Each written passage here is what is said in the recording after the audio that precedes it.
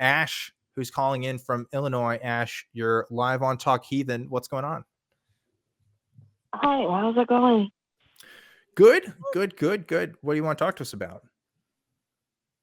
Well, I'm new to your channel. I got a shout out from the Atheist Experience. I was on their live channel there, and they shouted you guys out, so I figured I'd give you guys a listen. Hell yeah. But I wanted to talk about what you guys think about life after death.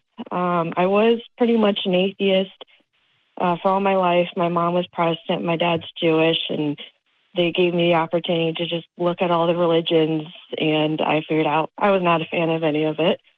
And I was pretty content with my beliefs up until my friend died. And after that, I was a little bit lost on what to believe, because I don't believe in a heaven, I don't believe in a hell, I don't believe in ghosts, I don't believe in spirits. But a part of me still shouts out to the air like as if she's there, and I want to believe she's there. And, there's a part of me feeling like energy, like in my belief, energy cannot be created or destroyed. Energy runs through us, runs in the neurons on our brain. Maybe some delusional thought of me believes a part of her is there somewhere in this world, whether she's recycled into it or not. And I don't know, what's the atheist belief on it? Like, have you guys run into this situation before? Dan, do you mind if I answer? Oh, absolutely. Okay. Yeah. So I'm going to give you my thoughts personally. I cannot speak for all atheists, and they're going to sound, at first, they're going to sound sad, but stick with me. I like these thoughts, and here's why. So I personally do not believe that there is any life after death. I think that it is lights out. I think that it is over, flipping a switch. However, I'm actually a big fan of that idea, and let me explain. I never understood true nothingness, like true blackness, true peace, until after I'd once been put under anesthesia. Have you ever been put under anesthesia before? Oh, yeah, it's weird. You don't even dream. You just Exactly. You're just lights out. They're counting down from whatever number they said. Like in my experience, it was 100. I said 99, and then I woke up 3.5 hours later. So a lot of people think that when atheists say there's nothing after death, they go, oh, so you think it's just a black void? No, I don't even think that. Oh, so you think you're just wandering around for nothingness? A lot of people simply cannot process the idea of nothing, because human beings have never once experienced nothing in our lifetime, unless you've been put under like that. And then you're like, oh, I get it. I didn't feel anything. I wasn't lonely. It wasn't sad. I didn't have any reflective thoughts whatsoever. Now, that being said, I think that memories, and I think the things those people leave behind, can still bring us peace and bring us joy and bring us the exact energy they would want were they still alive. I do believe that you feel your friend, you still maybe hear her, you still maybe see things that remind you of her. And I do think that those things should give those of us who are alive peace. For example, my dad died a week after my first birthday. So I never really knew him very well. But he was an artist, and he left art behind, and he was a writer, and he left writing behind, and there's pictures, and people are still here to tell me exactly what I do that's just like him. Apparently there's a pose I do when I'm thinking that's just like him. And so while I do not think that he is here with us anymore, and I don't think that I'm going to heaven and I'm going to see him again, I still get immense peace by being told all the things that I do that are like him, all the interests I have that he was interested in, and there's no way I would have known that. It's not like I'm just trying to copy and be like him.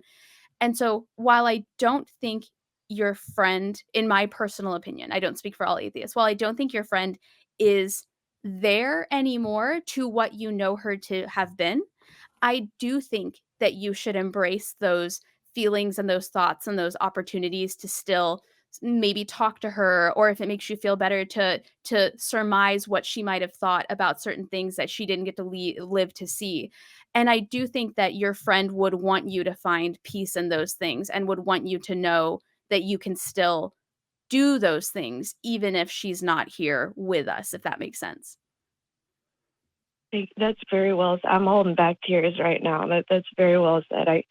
I guess I got to practice that because it was hard for me because that's originally what I believed is when you're out, you're out. There's nothing, and then after that, it was in my head that it was just like I hope that there is something. Like I wanted there to be hope. Right.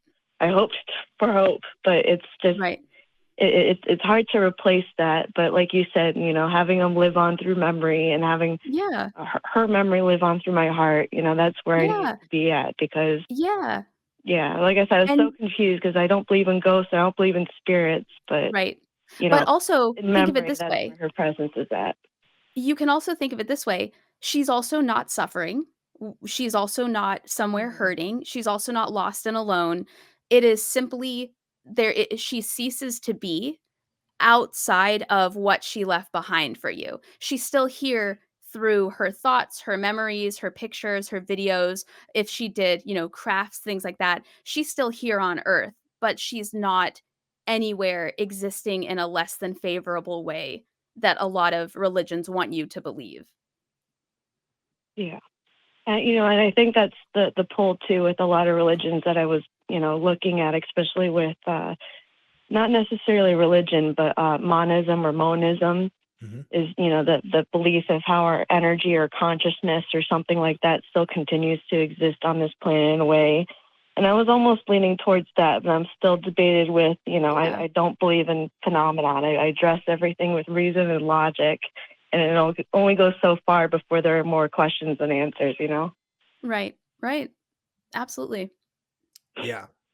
I don't know if I have talking to me. Of course, Ash. Of course. Of course. I don't know if that I have much more to say that would add on to what Sydney, I think, surmised wonderfully.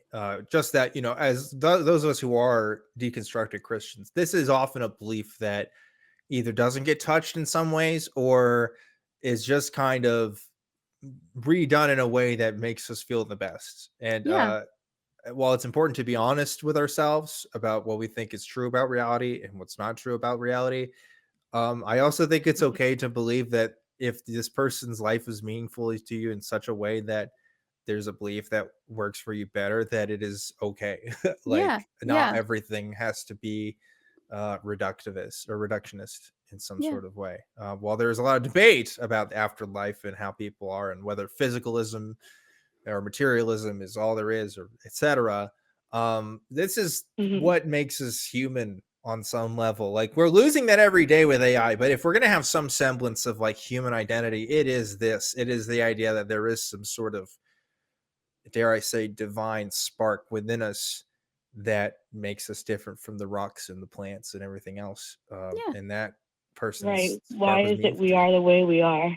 Yeah, exactly. So I say this is one of those moments where I'm okay with just saying, live your truth, which isn't something I say about everything, but this is one of those things. Anyway, Ash, was there anything else you wanted to talk to us about before we let you go? No, not for the moment, but I think I'll definitely become a subscriber, and I'll call if I have any more things to think about. Yeah. Please do. Thanks for calling in. We appreciate it.